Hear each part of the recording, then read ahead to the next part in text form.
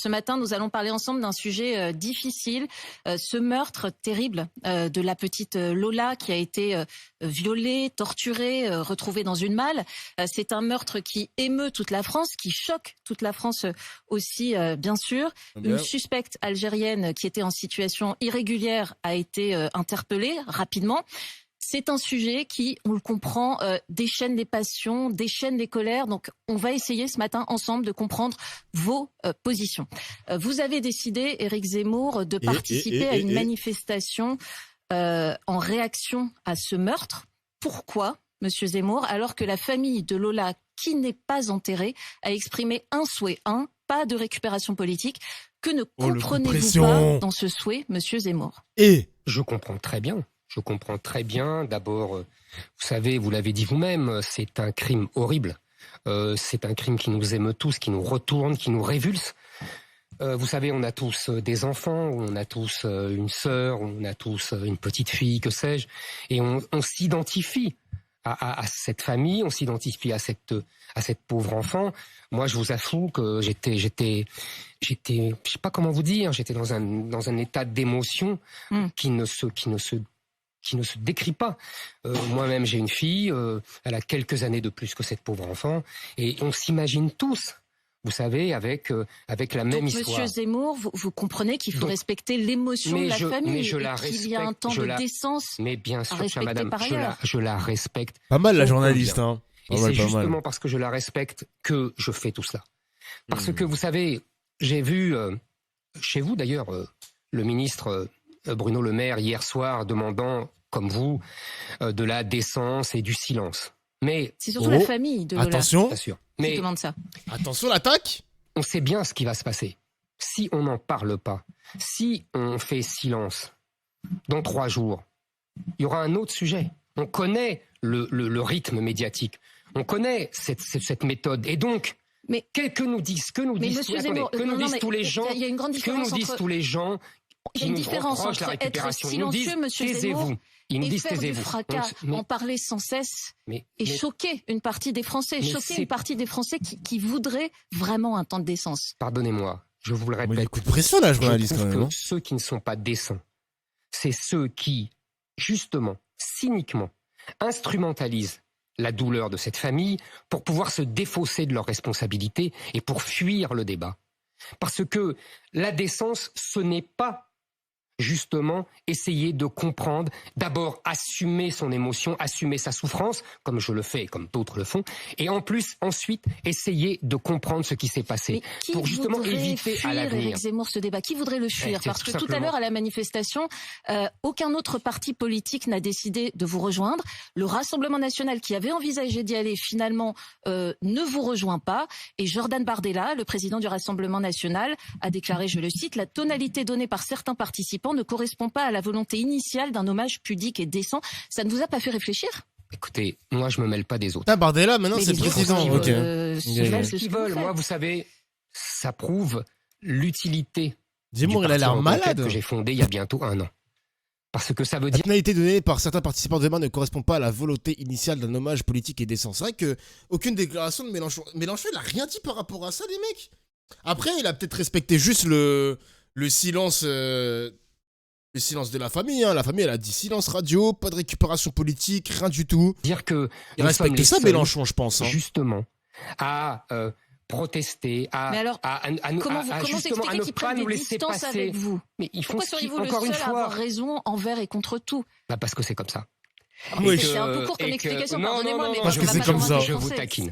Je voulais dire que par là que je pense, oui, que nous sommes les seuls à défendre ces enfants, cette famille, les Français en général. Parce que vous savez, je voudrais dire 2 choses. D'abord, quand on parle de récupération, on a une récupération borgne. Quand il y a eu le pauvre enfant Elan sur les plages de Méditerranée, que n'a-t-on dit? Que n'a-t-on fait? Des unes entières, des spéciales dans les journaux télévisés, etc. Quand il y a eu Adama Traoré qui est mort finalement dans des rixes avec la police, que n'a-t-on fait? Que n'a-t-on dit? Quelle différence aujourd'hui? Ça fait 2 jours. Quand il y a eu George Floyd, qui a été mort à cause des policiers américains, Encore une fois, on n'a pas demandé de délai de décence. Alors je ne comprends pas. Ah, mais George Floyd, c'est Peut-être pas notre pourquoi pays, ça. les uns on Vous doit en faites une parler et distinction pourquoi les entre autres on ne doit pas certaines en victimes parler. et d'autres victimes. J'ai l'impression en tout cas qu'on l'a fait la distinction. Qui serait Que fondée parce sur que quoi, les Éric Zemmour? je vous le demande. Est-ce que c'est sur la couleur de peau? Est-ce que c'est sur la nationalité? Est-ce que c'est sur la nationalité du criminel? Vous voyez? Donc moi, La différence cette fois, c'est C'est que un les ouf, hein. parents de la victime ne veulent chère pas de madame, récupération Mais c'est judiciaire. 7%. Enfin, on peut le répéter en boucle, mais en fait c'est assez les simple comme parents de la raison. victime sont, j'ai le plus infini respect, la plus infinie compassion pour ces gens. Je vous le dis, je m'identifie à eux.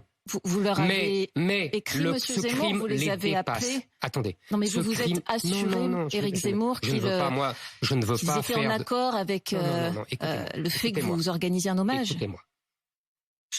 Cette histoire dépasse ses parents.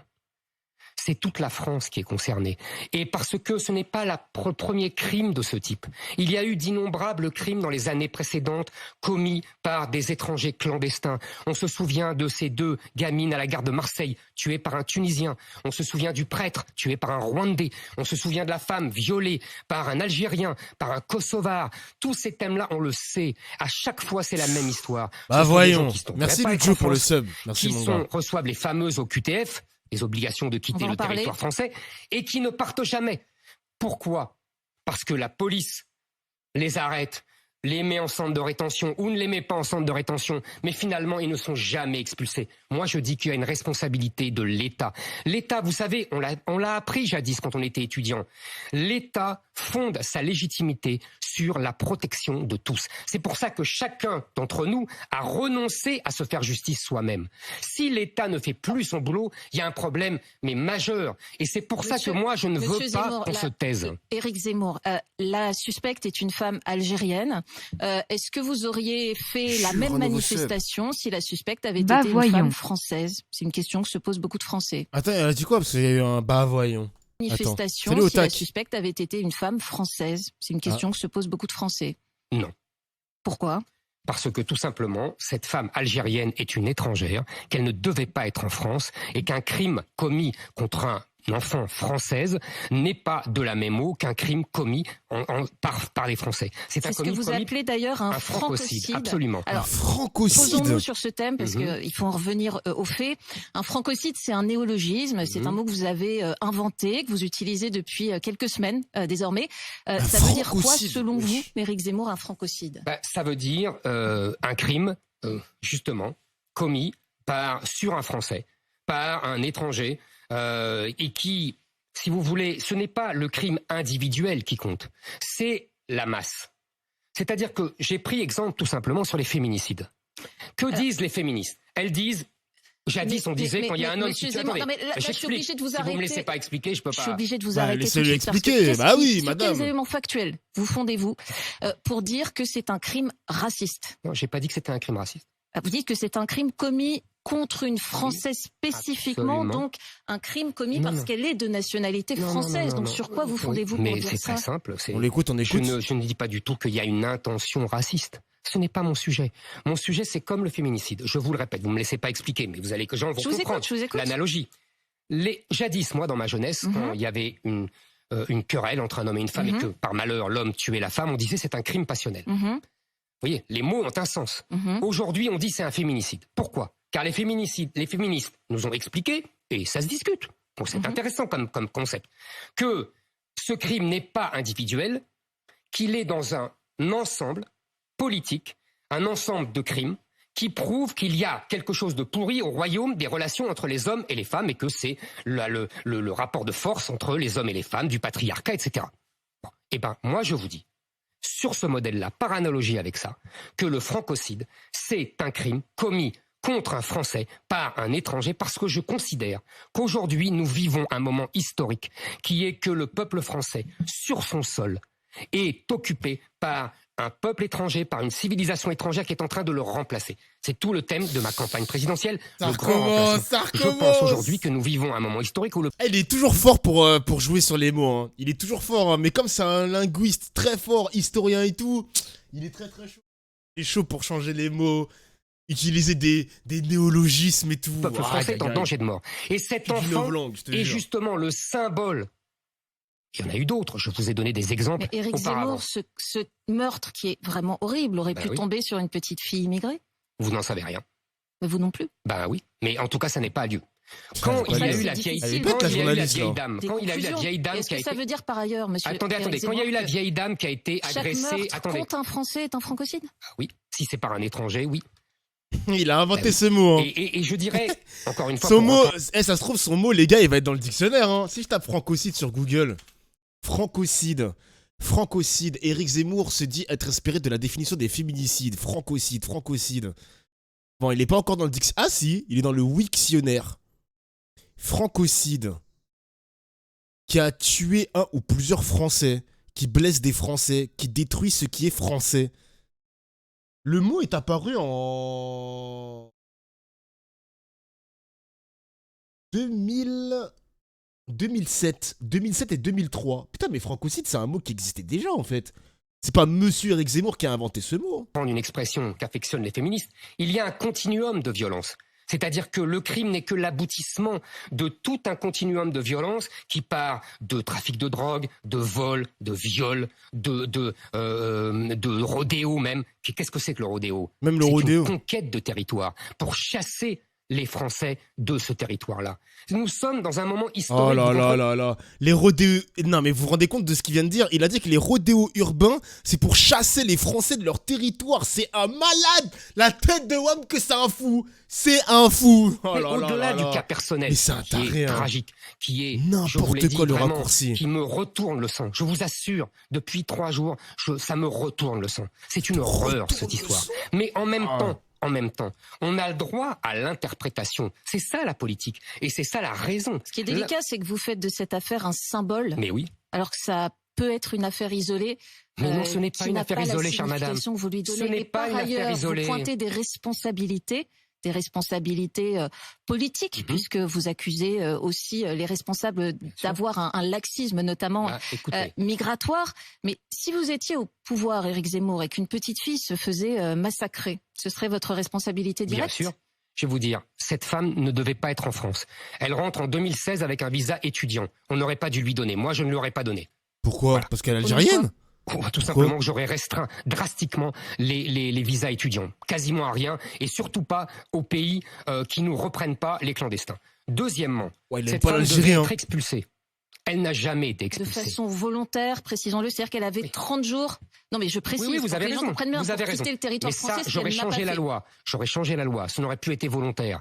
Voilà. Deuxièmement. Troisièmement. Vous les auriez placés de fait en centre de rétention. Oui, et je les aurais expulsés. Avant l'expulsion. Je les aurais expulsés. J'aurais trouvé un moyen. Soit j'aurais fait pression. C'est impossible, Éric Zemmour, dans les faits. Attendez. On n'a pas de place dans les centres de rétention. Oui, et même les plus durs disent que ce n'est pas possible. Je sais qu'il n'y a pas de place dans les centres de rétention parce qu'on n'a pas construit non plus. Hein. On a 1800 places alors qu'il y a 120 000 au QTF par an. Et vous savez combien... Attendez, vous savez, les gens doivent savoir... Que le Mali, l'Algérie, la Tunisie ne récupèrent pas leurs ressortissants. Absolument. Là aussi, que fait-on? Mais vous avez posé une très bonne question. Mais je tiens à dire d'abord que vous savez qu'il y a seulement 5% des OQTF qui sont accomplis. Vous vous rendez compte, c'est ridicule. Bon, on était à 20% au temps de Nicolas Sarkozy, on était à 20%, et déjà à l'époque, Nicolas Sarkozy trouvait ça insuffisant. Il avait tout à fait raison d'ailleurs. Les Allemands sont à 50%. Il est vrai que eux, ils choisissent uniquement ceux qui peuvent expulser. Mais passons. Pour les pays, vous avez tout à fait raison, c'est un sujet majeur. Je pense que ces pays se moquent de nous. Ces pays nous exportent toute leur délinquance et que c'est absolument scandaleux.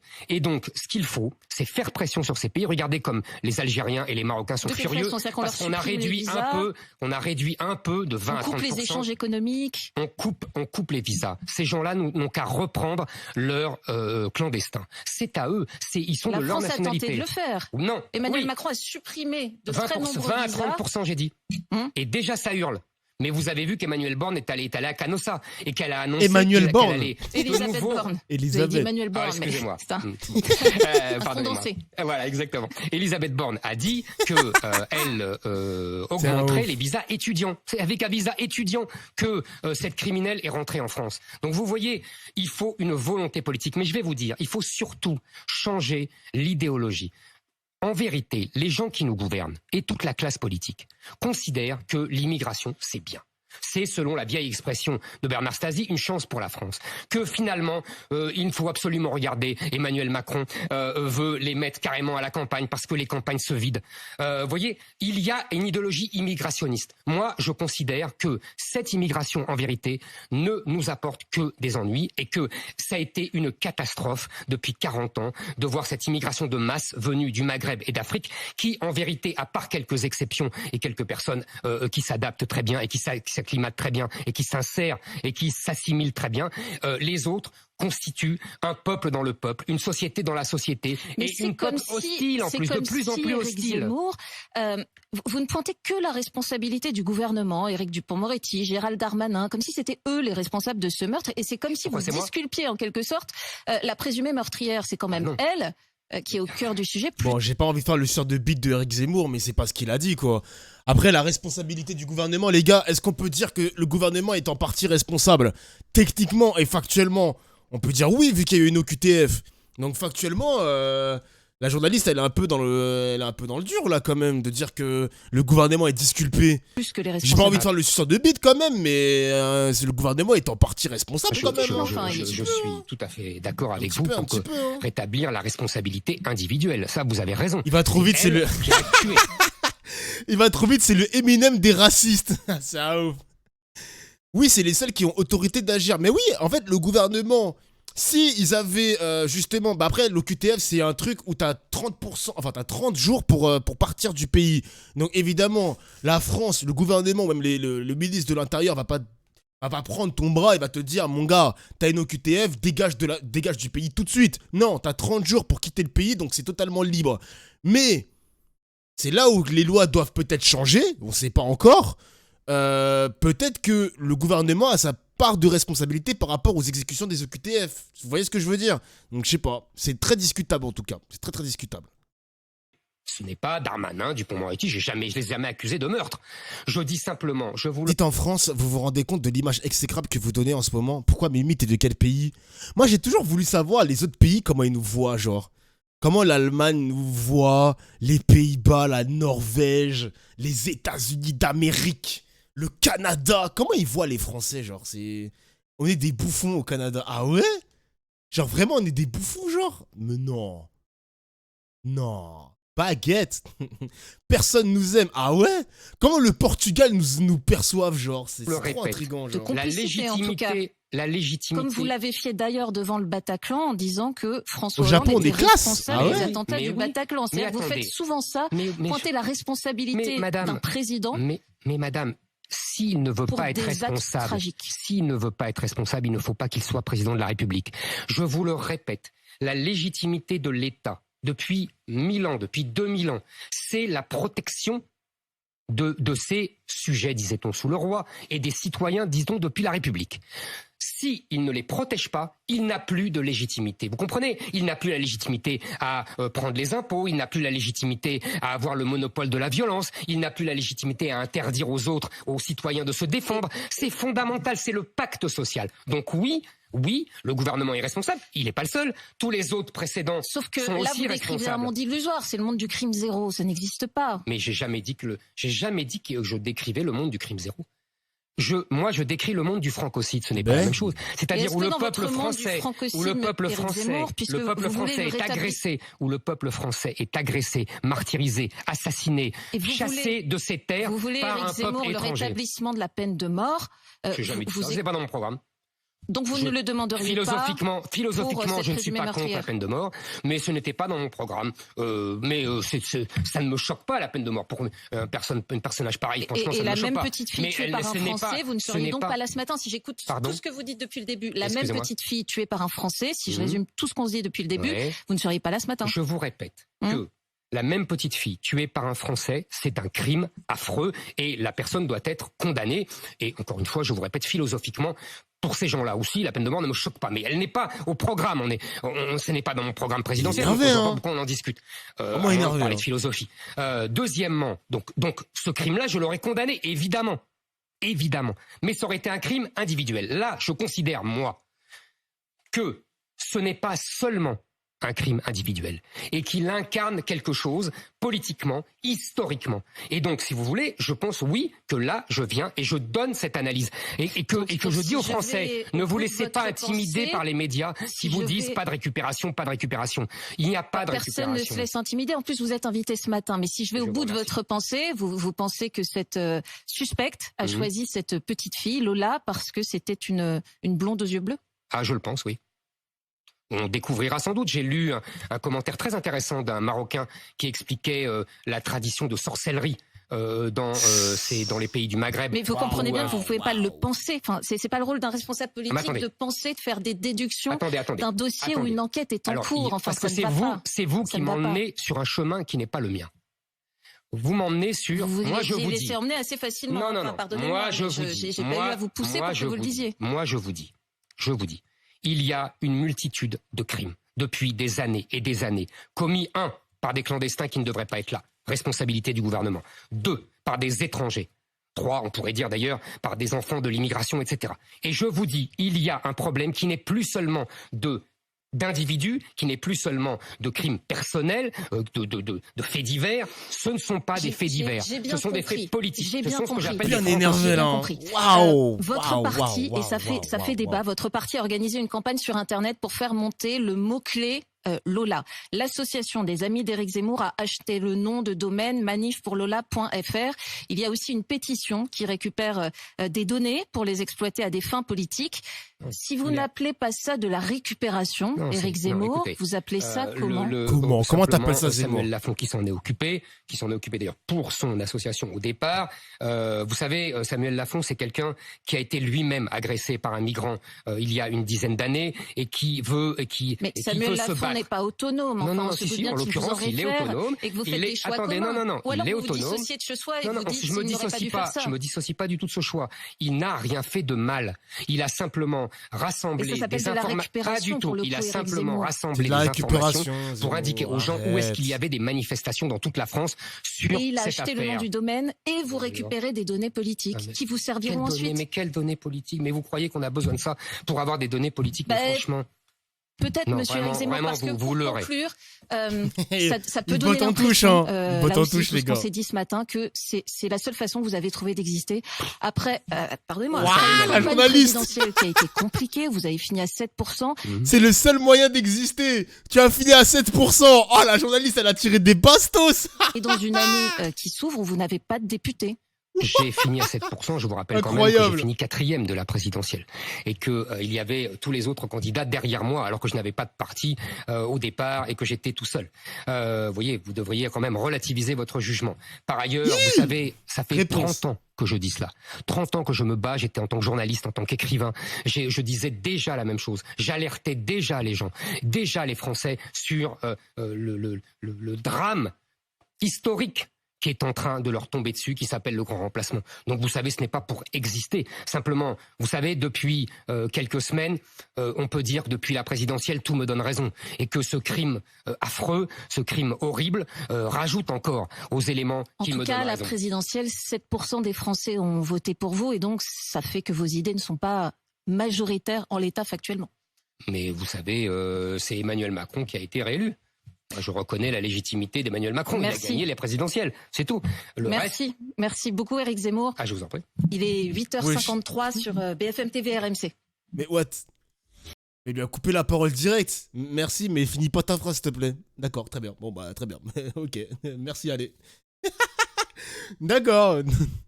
MDR, merci, bouffon. Putain, il a fini 4e, ouais. Putain, je vois maintenant, les gars, sur Twitter et tout, il y a tellement d'idées d'extrême droite maintenant. J'ai l'impression que les extrémistes sont en train de polluer Twitter, les gars. C'est une dinguerie, hein. C'est une dinguerie. Maintenant, les réseaux sociaux, c'est la NUPES et l'extrême droite. Je vois pas de mecs suceurs de Macron, parce que tu sais que Twitter, maintenant, c'est un déversoir à haine, où il y a des gens qui sont vraiment fatigués de Macron. C'est une dinguerie, mais sinon les Twitter c'est extrême droite et la NUPES. Parce qu'il y a quand même beaucoup de personnes de gauche aussi sur Twitter quand même. Il y en a vraiment beaucoup. Le wokisme X facho. C'est vraiment le featuring, hein. Le wokisme et les fachos. C'est vraiment une dinguerie. NUPES égale extrême gauche. Non, pas vraiment. La NUPES extrême gauche, je suis pas trop d'accord avec ça. Il y a des personnalités dans la NUPES qui sont vraiment à l'extrême, comme par exemple Sandrine Rousseau qui, elle, dans l'écologie, elle est vraiment dans la partie, dans la branche dure de l'écologie où il faut vraiment agir tout de suite, maintenant, now, now. Mais il y a des personnalités de la NUPES, il y a beaucoup de personnes de la NUPES qui sont de la gauche, pas vraiment socialiste, mais pas très à droite, pas très à gauche, pardon. Pas très à gauche, quand même.